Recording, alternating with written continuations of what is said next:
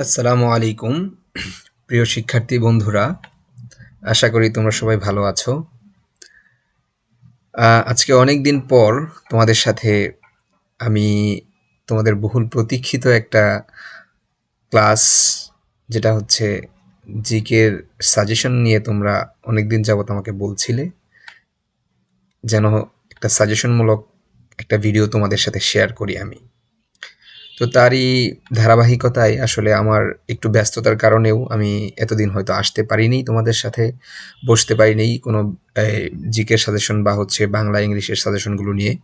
তবে আমার মনে হলো যে আসলে তোমাদের জন্য এটা খুবই দরকার। আর তোমরা যারা রেগুলার আমার ভিডিও দেখে আমাকে ভালো কিছু বলে বা হচ্ছে আমার কাছে তোমরা সাজেশন চেয়ে তাছাড়া হচ্ছে আরও কৃতজ্ঞতা জ্ঞাপনের মাধ্যমে আমাকে তোমরা উৎসাহ এবং উদ্দীপনা দিয়ে যাচ্ছ রেগুলার, এটাতে আমি হচ্ছে আরও বেশি খুশি হয়েছি। এবং আমার কাছে মনে হয়েছে যে না, যেহেতু তোমরা আমার কাছ থেকে কিছুটা হলেও উপকৃত হচ্ছ, তো তার ধারাবাহিকতাটা আমার রক্ষা করা উচিত। নিজের একটা দায়বদ্ধতা এখানে কাজ করছে আমার। তো যাই হোক, আমি তোমাদেরকে, যারা আমার চ্যানেলটি, ছোট্ট একটা চ্যানেল যদিও মাত্র স্টার্ট করেছি, তো এই চ্যানেলে এখন পর্যন্ত যারা সাবস্ক্রাইব করেছো তাদেরকে আমার অন্তরের অন্তঃস্থল থেকেই ধন্যবাদ জানাচ্ছি। আর যারা নতুন তাদেরকে শুধু এতটুকুই বলবো যে তুমি যদি মনে হয় যে তোমার একটু উপকৃত হচ্ছ, তো তোমার কাছ থেকে আমার চাওয়া একটাই যে চ্যানেলটি সাবস্ক্রাইব করবে এবং তোমার বন্ধু যারা আছে, যারা অ্যাডমিশন ক্যান্ডিডেট, তাদের সাথেও তুমি আমার ভিডিওগুলো শেয়ারের মাধ্যমে তাদেরকেও একটু উপকৃত হওয়ার সুযোগ করে দিবে। এই তো, এতটুকুই তোমাদের কাছে চাওয়া। তো চলো কথা না বাড়িয়ে আমি শুরু করি।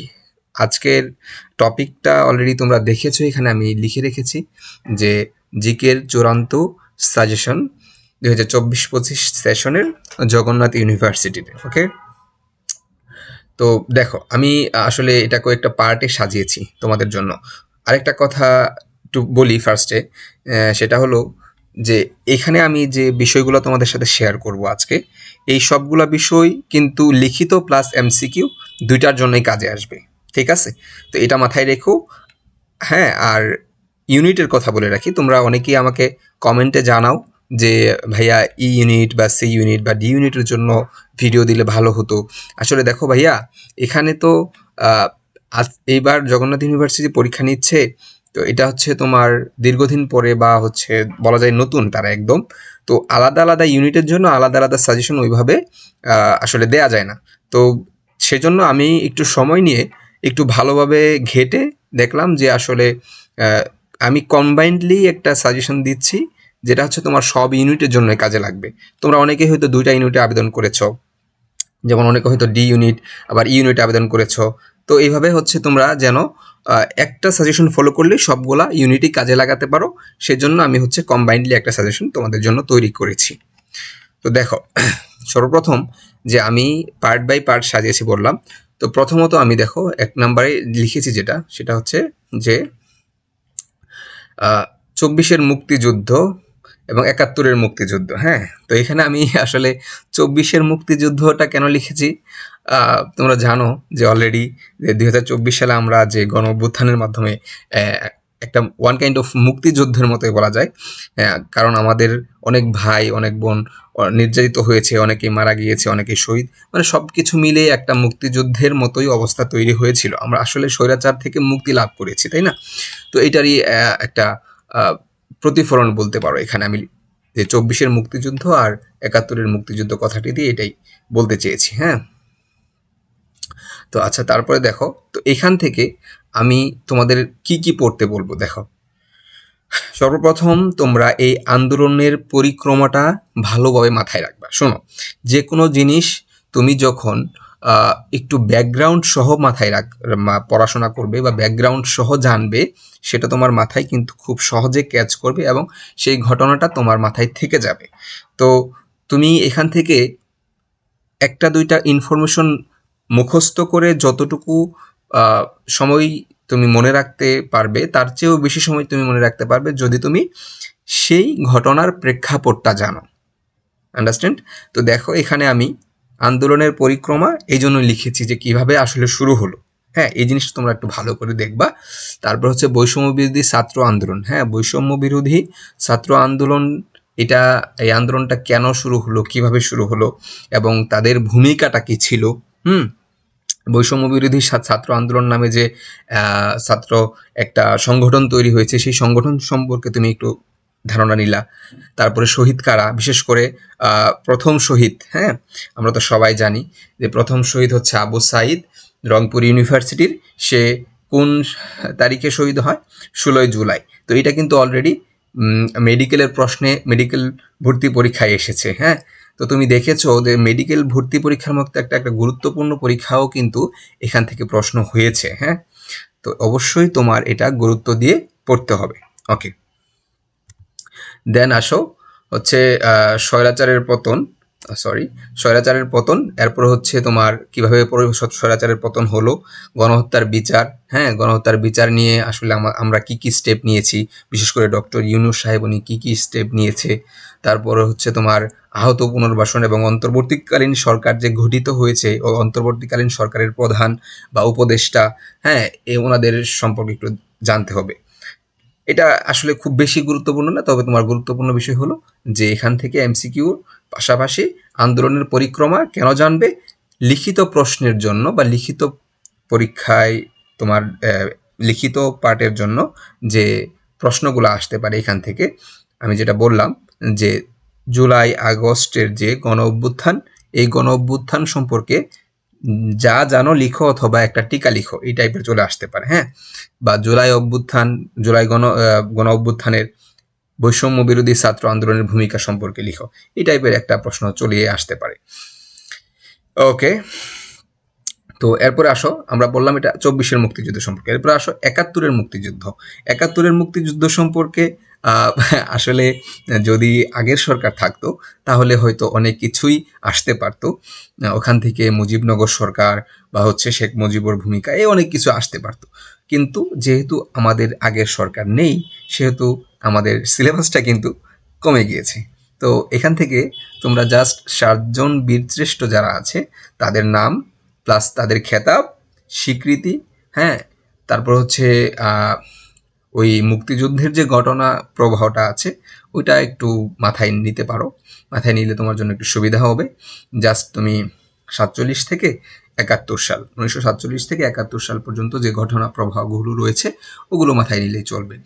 আর আমার কাছে এমসিকিউর জন্য যেটা মনে হয়েছে যে তুমি জাস্ট যদি বিগত সালের প্রশ্নাবলী, তার মানে তুমি ঢাকা ইউনিভার্সিটির বিগত সালের প্রশ্নাবলী, পাশাপাশি তুমি বিসিএস এর বিগত সালের প্রশ্নাবলী যদি একটু দেখতে পারো মুক্তিযুদ্ধ সম্পর্কে, বা হচ্ছে তোমার এই বীরশ্রেষ্ঠ বলো বা তাদের সম্পর্কে যে ইনফরমেশনগুলো নিয়ে প্রশ্ন আসছে ওইগুলো জাস্ট মাথায় রাখলেই হয়ে যাবে। ওকে, এখন সেকেন্ড টপিকটা কি? সেকেন্ড টপিকটা হচ্ছে আমি আন্তর্জাতিক পার্ট থেকে, দেখো জাতিসংঘ ও আলোচিত সংস্থা। আমি আমার যে তোমার জিকের রিটেন কোশ্চেন প্যাটার্ন যে ক্লাসটা, সেখানে আমি তোমাদেরকে দেখিয়েছি জগন্নাথ ইউনিভার্সিটি যে এর আগে লিখিত পরীক্ষা নিয়েছিল, তখন তারা কিন্তু এই যে একটা সংস্থা সম্পর্কে লিখতে বলেছিল, যেমন এই যে ব্রিমস্টেক, হ্যাঁ এটা কিন্তু আসছিল, সেটা 2019 সালে। তো আমি সেই জন্য ছোট করে জাতিসংঘ এবং তার আলোচিত কিছু সংস্থাগুলোর নাম এখানে লিখে দিয়েছি। এগুলো সম্পর্কে তোমরা জাস্ট জেনারেল ইনফরমেশন জানলেই হবে, নট মানে এত বিস্তারিত ডিটেলসে পড়া দরকার নেই। জাস্ট তোমরা জেনারেল ইনফরমেশন জেনে যাবে, যেন তোমাকে যদি বলে একটা টিকা লিখো বা এই সম্পর্কে যা পারো যা জানো লিখো, এটা যেন তোমরা লিখতে পারো, জাস্ট হাফ পেজের মতো। হ্যাঁ, হ্যাঁ, তো দেখো আরেকটু স্পেসিফিকলি বললে বাংলাদেশ ও জাতিসংঘ সম্পর্কে একটু তথ্য নিবে। বাংলাদেশ কবে জাতিসংঘের সদস্যপদ লাভ করে, এই সম্পর্কে তোমার এমসিকিউ চলে আসে অনেক সময়। তারপরে হচ্ছে তোমার জাতিসংঘের অঙ্গ সংস্থাগুলো কি কি আছে, নারী বিষয়ক ও মিশনগুলো আছে। হ্যাঁ, শান্তি রক্ষা মিশন আছে, নারী বিষয়ক কিছু সংস্থা আছে ওগুলো। তারপর হচ্ছে ওআইসি, সার্ক, হ্যাঁ, ব্রিক্স, আইএমএফ। তারপর চীন বিরোধী কিছু জোট আছে, যেমন হচ্ছে তোমার চীন বিরোধী জোটসের মধ্যে হচ্ছে আরসিএফ মানে একটা জোটস আছে। তারপর হচ্ছে G7, নেটো, G20, হ্যাঁ, এই যে আসিয়ান, এই যে জোটগুলো আছে, জোটগুলোর কথা বললাম, মোটামুটি এগুলো সম্পর্কে তুমি একটু ধারণা নিয়ে যাবে। ওকে, যেমন নেটোটা কিন্তু গুরুত্বপূর্ণ। নেটোর সর্বশেষ সদস্য কে? ফিনল্যান্ড। হ্যাঁ, তো এই জিনিসগুলো তুমি একটু জানবে, জেনে গেলে তোমার জন্য এমসিকিউ প্লাস লিখিত দুইটার জন্যই কাজে আসবে। ওকে, নাম্বার 3। তো এই থার্ড যে টপিকটা, সেটা হচ্ছে উন্নয়নমূলক প্রকল্প। আল্লাহ হাফেজ।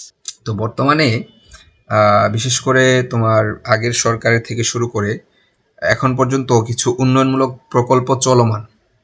তো সেগুলো আসলে সরকার চলে যাওয়া থাকার সাথে আমার কাছে মনে হয়েছে খুব একটা সম্পর্ক নেই। দ্যাটস ওয়াই আমি এগুলো অ্যাড করেছি এখানে। তোমরা শুধুমাত্র জগন্নাথ ইউনিভার্সিটির জন্য না, এইগুলো তোমার সব ইউনিভার্সিটি, তুমি যে যতগুলো ইউনিভার্সিটিতে পরীক্ষা দিবে সব ইউনিভার্সিটির জন্যই কাজে লাগবে।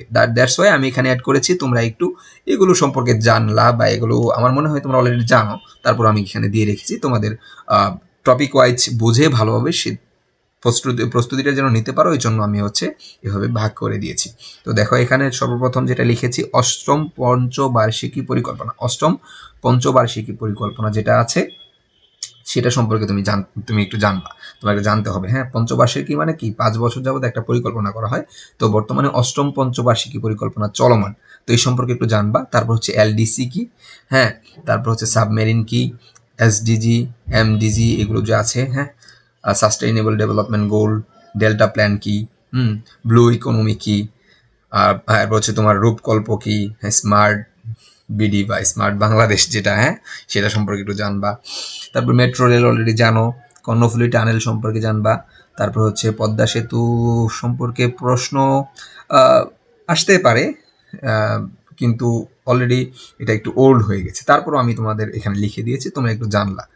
তারপর হচ্ছে স্যাটেলাইট 1 বা 2, হ্যাঁ, 2 হচ্ছে কারা উৎক্ষেপণ করবে, কোন কোম্পানি, এই জিনিসগুলো। এই তো মোটামুটি এগুলো জানলেই হবে আশা করি এখান থেকে, আর বেশি কিছু জানা লাগবে না। ওকে, নেক্সট হচ্ছে খেলাধুলা। শোনো, খেলাধুলাটা আমার কাছে কেন গুরুত্বপূর্ণ মনে হয়েছে, কারণ আমি বিগত যে প্রশ্নগুলো অ্যানালাইসিস করেছি জগন্নাথ ইউনিভার্সিটির, সেখানে খেলাধুলা নিয়ে প্রশ্ন ছিলই। তো তোমার, আমার মনে হয় তোমরা এমসিকিউর জন্য অ্যাটলিস্ট খেলাধুলা সম্পর্কে একটু ধারণা রাখো। যেমন হচ্ছে আগামী ফুটবল বিশ্বকাপ কোন দেশে অনুষ্ঠিত হবে, হ্যাঁ, তারপর স্বাগতিক দেশ কোনগুলো, তারপর হচ্ছে তোমার প্যারিস অলিম্পিক, বাংলাদেশের অর্জন কি কি আছে, তারপর হচ্ছে যে যেমন বললাম যে আগামী আসর বা আগাম বার্তা কোনো ক্রিকেট বা হচ্ছে ফুটবলের যেগুলো আছে, এগুলো সম্পর্কে একটু ধারণা রাখতে হবে।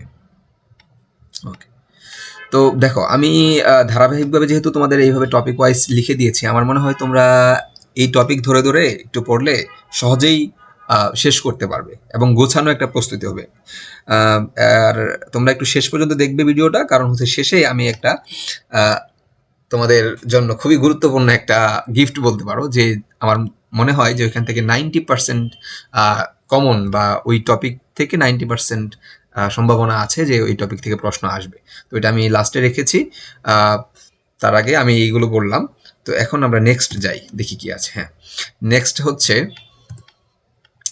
আচ্ছা, জাতীয় আলোচিত ইস্যু। দেখো, আমি আমার যে কোশ্চেন প্যাটার্ন বা কোশ্চেন অ্যানালাইসিস ভিডিওটা করেছিলাম, সেখানেও বলেছি যে সাম্প্রতিক বিষয় কিন্তু খুবই গুরুত্বপূর্ণ, খুবই খুবই গুরুত্বপূর্ণ। কারণ এর আগে যতগুলো প্রশ্ন আমি দেখেছি, 80% প্রশ্নই এসছে তোমার এই সাম্প্রতিক ইস্যু থেকে। তো সাম্প্রতিক ইস্যুটা খুবই গুরুত্বপূর্ণ, এখান থেকে তোমাদের অবশ্যই সাম্প্রতিক ইস্যু ভালোভাবে জানতে হবে। ঠিক আছে, কেন জানতে হবে সেটা তোমরা ঢাবির বা হচ্ছে হ্যাঁ, মেডিকেল, এই যে প্রশ্নগুলো হয়ে গেছে তাদের সাধারণ জ্ঞানগুলো একটু দেখলেই তোমরা বুঝতে পারবে যে আসলে কেন গুরুত্বপূর্ণ। তো দেখো এখানে জাতীয় আলোচিত ইস্যু মধ্যে বর্তমানের সাথে আবার পাশাপাশি বিডিআর হত্যাকাণ্ড কিন্তু বর্তমানে একটা আলোচিত ইস্যু। হ্যাঁ, এই জন্য আমি এখানে বিডিআর হত্যার কথাটা লিখেছি। বিডিআর হত্যা কত সালে হয়েছিল, কেন হয়েছিল, ব্যাকগ্রাউন্ডটা একটু জানলে। এরপর হচ্ছে তোমার বহির্বিশ্বে দেশের অর্জন। আমরা আসলে দেশের বাইরে বহির্বিশ্বে আমরা কি কি অর্জন করেছি, আমাদের কি কি আমাদের দেশ কয়েক মানে কোনো স্বীকৃতি আছে কিনা, হ্যাঁ, বা শান্তিরক্ষা মিশনে আমরা এখন পর্যন্ত কতগুলো মিশন আমরা পাঠিয়েছি। হুম, এই জিনিসগুলো হচ্ছে তোমার জানতে হবে। তারপর হচ্ছে মায়ানমার আর বাংলাদেশ সম্পর্কে অবশ্যই অবশ্যই জানতে হবে, কারণ লাস্ট কয়েকটা দিন এবং লাস্ট লাস্ট ইয়ারটা পুরাটাই আমার মনে হয় যে মায়ানমার এবং ভারত সীমান্ত বাংলাদেশের সাথে যে উত্তেজনামূলক পরিবেশ এখন পর্যন্ত রয়েছে। আমরা গত ২ দিন আগেও নিউজ দেখেছি যে বাংলাদেশ আর ভারত সীমান্ত থেকে দেখা গেছে ভারতের সেনারা, বিএসএফরা বাংলাদেশের এক কৃষককে, হ্যাঁ, সে তার কৃষি জমিতে কাজ করছিল, তো তারা সেখান থেকে ধরে নিয়ে চলে গেছে। তো এরকম আমরা এটা হচ্ছে সম্ভবত নীলফামারী না কোন এলাকার দিকে আমার সঠিক খেয়াল নাই। তবে এখানে আহ, তখন তারা কি করেছে, সেই কৃষককে নিয়ে আটকিয়ে রেখেছে ভারতের বিএসএফরা। তারপরে দেখো বাংলাদেশের মানুষও কিন্তু আসলে এখন প্রতিশোধ পরায়ণ হয়ে গেছে। তারা আসলে মার খেতে খেতে তাদের পিঠ কিন্তু দেয়ালে ঠেকে গেছে। তখন তারা কি করেছে দেখো, আহ, এই ভারতের একজন লোক আবার বাংলাদেশের সীমান্তের মধ্যে এসে কাজ করছিল। তো বাংলাদেশের মানুষজন বা ওই সীমান্তের মানুষজন তারা ওই ভারতের যে কৃষককে তারা আটক করে বা ধরে নিয়ে বিডিআর এর কাছে তারা হস্তান্তর করেছে। মানে টিট ফর টেট, ওকে। তো শেষ পর্যন্ত তারা হচ্ছে পতাকা বৈঠক করে, মানে যে কোনো একটা ইস্যু নিয়ে তোমার সীমান্তবর্তী যে বাহিনীগুলো থাকে তাদের মধ্যে ইস্যু সমাধানের জন্য একটা একটা বৈঠক হয়। বৈঠকের নাম হচ্ছে পতাকা বৈঠক। তো সেখানে তারা পরে হচ্ছে দুইজনের হস্তান্তর করার মাধ্যমে, মানে আদান প্রদান বিনিময়ের মাধ্যমে তারা দুই দেশের নাগরিককে ফিরিয়ে এনে। তো মোটামুটি ধরো বলা যায় যে বাংলাদেশ, ভারত, মিয়ানমার যে তোমার সীমান্তবর্তী এলাকা সেখানে উত্তেজনা বিরাজমান এখন পর্যন্ত। তো এটা একটা হট টপিক। তো এখান থেকে তোমাদের প্রশ্ন হতেই পারে। তো এটা সম্পর্কে একটু ভালোভাবে জানবা। তারপর হচ্ছে রোহিঙ্গা ইস্যু তো সারা বছর আছেই, যে তারা এখন পর্যন্ত মাঝে মাঝে আসে। হ্যাঁ, তো এই জিনিসগুলো একটা ধারণা নিলা তোমরা। এই নেক্সট হচ্ছে আলোচিত বিশ্ব। আলোচিত বিশ্ব, এখানে থেকেই অবশ্যই অবশ্যই প্রশ্ন পাবে। কেন আমি বলছি, কারণ আমার অ্যানালাইটিক্যাল অ্যাবিলিটি যতটুকু আছে আমি ধারণা করতেছি যে এখান থেকে প্রশ্ন হবেই। এটা বিশেষ করে যুক্তরাষ্ট্রের নির্বাচন সম্পর্কে তোমাদের জানতে হবে, কারণ দেখো এই বছর মানে ২০২৫, তার আগে ২০০০ আর হ্যাঁ ২০১৯ না ১৮ দিকে নির্বাচন হয়েছে।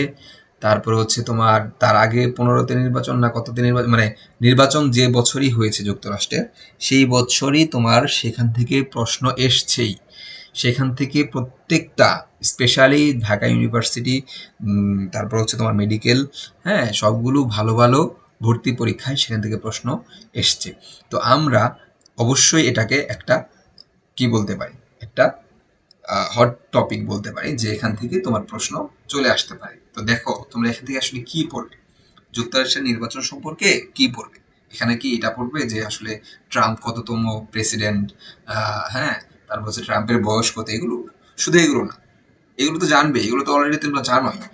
তারপর হচ্ছে যুক্তরাষ্ট্রের ইলেকটোরাল ভোট কতটি, হ্যাঁ, কোন রাজ্যে ইলেকটোরাল কলেজ সবচেয়ে বেশি, হ্যাঁ, এই যে প্রশ্নগুলো, এই প্রশ্নগুলো তোমরা জেনারেল, এগুলো জানবেই।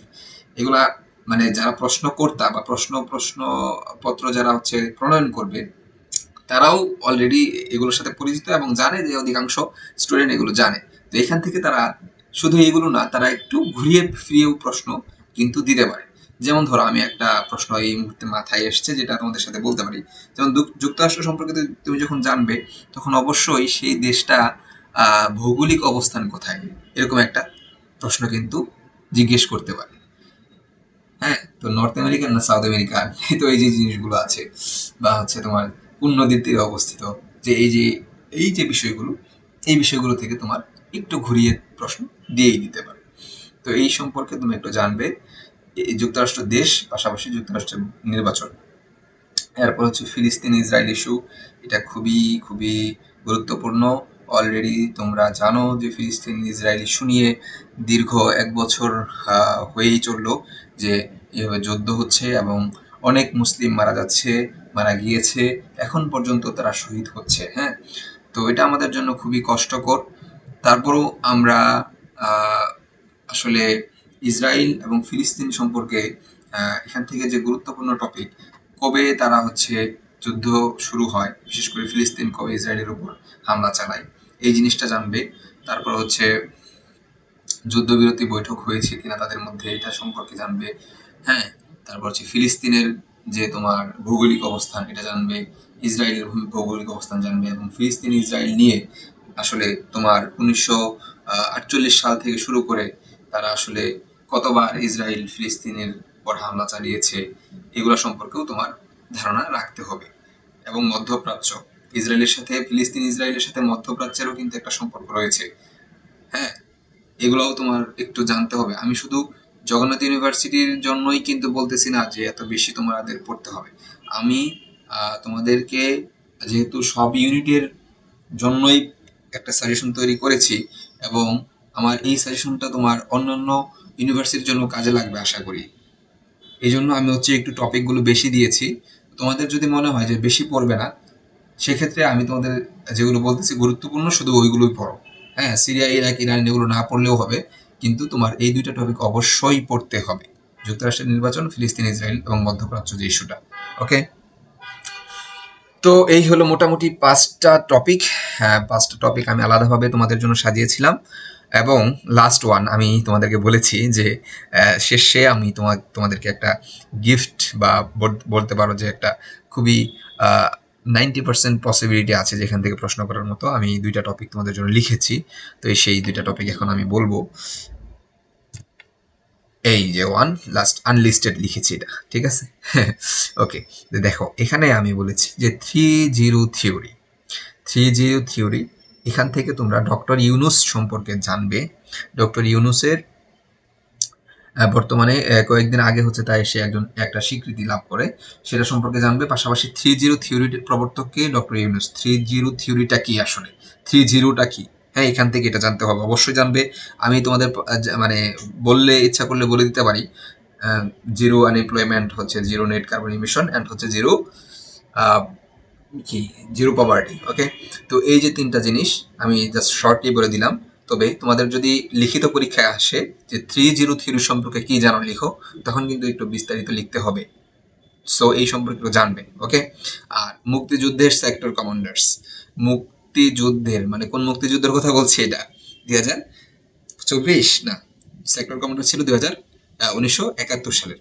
তো 1971 সালের সেক্টর কমান্ডার্স গুলো কেন গুরুত্বপূর্ণ এবার জানো? কারণ হচ্ছে জিয়াউর রহমান কিন্তু উনি একটা সেক্টরে যুদ্ধ করেছেন, তো ওনার অবদান এবং সেক্টর কমান্ডার্স যে আরও রয়েছে, বা তোমার এরকম চাইতেই পারে যে একটা প্রশ্ন, আমি কিন্তু আমার প্রশ্ন অ্যানালাইসিস ভিডিওতে দেখিয়েছি যে মুক্তিযুদ্ধের 7জন বীর শ্রেষ্ঠর নাম পদবী সহ উল্লেখ করো, এরকম একটা প্রশ্ন কিন্তু ছিল। তোমরা যারা ভিডিওটি দেখোনি তারা একটু দেখে নিও, আর যারা দেখেছো তারা হয়তো মনে করতে পারবে। তো এই জন্য আমি সেক্টর কমান্ডার্স গুলো রেখেছি এখানে। সেক্টর কমান্ডার্স গুলোর নাম বা কোন সেক্টরে কে যুদ্ধ করেছে এগুলো তোমরা একটু ভালোভাবে জানবে। আর জিয়াউর রহমানের ভূমিকাটা সম্পর্কে তোমাদের একটু ধারণা নিতে হবে যে আসলে মুক্তিযুদ্ধে জিয়াউর রহমান তার ভূমিকাটা কি। স্বাধীনতার ঘোষণা সম্পর্কে কি জানো? স্বাধীনতার ঘোষণা আসলে কালুরঘাট বেতার কেন্দ্র থেকে সর্বপ্রথম কে দিয়েছে, বা এই টাইপের কোনো একটা প্রশ্ন যদি আসে সেটা যেন তুমি অ্যান্সার করতে পারো। ওকে, তো তাহলে কি হলো, আমি আবার একটু ফ্ল্যাশব্যাকে যাচ্ছি। ফ্ল্যাশব্যাকে তোমাদের দেখাচ্ছি যে দেখো, সর্বপ্রথম আমি বলেছিলাম যে এখানে মুক্তিযুদ্ধ সম্পর্কে জানতে হবে, আবার 71-এর মুক্তিযুদ্ধ দুইটাই জানতে হবে, 24 + 71। 24 থেকে লিখিত অংশের জন্য একটা গুরুত্বপূর্ণ বিষয় হলো যে জুলাই আগস্টের গণঅভ্যুত্থান সম্পর্কে যা জানো লিখো, বা জেন জেট, এখান থেকে একটা প্রশ্ন তুমি একটু লিখে রাখো, আমি লিখতে মনে নাই, যে জেন জেট সম্পর্কে যা জানো লিখো। জেন জেট সম্পর্কে কিন্তু একটা প্যারাগ্রাফও চলে আসতে পারে, ইংরেজিতে চলে আসতে পারে। ওকে, তারপর হচ্ছে জাতিসংঘের কিছু আলোচিত সংস্থার কথা বলেছি, এখানে সবগুলো না পড়লেও হবে, আমি যেগুলো গুরুত্বপূর্ণ বলেছি সেগুলো একটু ভালো করে পড়বে। তারপর হচ্ছে উন্নয়নমূলক প্রকল্প, উন্নয়নমূলক প্রকল্প একটু জানবে, হ্যাঁ একটু জানতে হবে, কারণ টিকা লিখতে আসতে পারে 4 নম্বরের জন্য, অথবা তোমার এখান থেকে এমসিকিউ চলে আসতে পারে। তারপর হচ্ছে খেলাধুলার আসর, যতটুকু বলেছি অতটুকু জানলেই হবে, খুব বেশি জানার দরকার নেই এমসিকিউর জন্য এটা। দেন হচ্ছে আমি বলেছি জাতীয় আলোচিত ইস্যু। আলোচিত ইস্যুর মধ্যে কোনটা গুরুত্বপূর্ণ বললাম? বিডিআর হত্যাকাণ্ড বলেছি। তারপর হচ্ছে বাংলাদেশ মিয়ানমার ভারত সীমান্ত যে সমস্যা, এটা একটু ভালো করে পড়তে হবে এখান থেকে। ওকে, অ্যান্ড তারপরে আলোচিত বিশ্ব থেকে কি পড়তে হবে? যুক্তরাষ্ট্রের নির্বাচন, ফিলিস্তিন, ইসরায়েল ও মধ্যপ্রাচ্য যে ইস্যুটা সেটা সম্পর্কে জানতে হবে ভালোভাবে। ওকে, অ্যান্ড ফাইনালি আমি যে বললাম যে ডক্টর ইউনুসের 3-0 থিওরি এবং মুক্তিযুদ্ধের সেক্টর কমান্ডার্স সম্পর্কে ভালোভাবে জানতে হবে। এই তো মোটামুটি এতটুকু জানলেই বা এতটুকু পড়তে পারলেই আমার মনে হয় যে তোমরা যে ইউনিটে আবেদন করেছো, এ এ না sorry, B C D E, হ্যাঁ এই 3টা ইউনিটে তো সাধারণ জ্ঞান রয়েছে। তো আমার মনে হয় এখান থেকে তোমরা আহ, আশা করতেছি যে 80% অ্যাটলিস্ট কমন পাবে যদি এইভাবে ফলো করে পড়তে পারো। তো এই পর্যন্তই আজকে তোমাদের সাথে। এর পরবর্তী ক্লাস হবে ইনশাল্লাহ ইংলিশ অথবা বাংলার চূড়ান্ত একটা সাজেশন দেওয়ার চেষ্টা করব। তো শেষ পর্যন্ত তোমরা আমার সাথে থাকো, আমি এতটুকুই তোমাদের কাছে চাইবো। এবং যেটা বলেছি যে তোমাদের বন্ধুদের সাথে শেয়ার করে দাও, তারা যেন উপকৃত হতে পারে। ওকে, তো ভালো থাকো, আল্লাহ হাফেজ, দেখা হবে নেক্সট ভিডিওতে।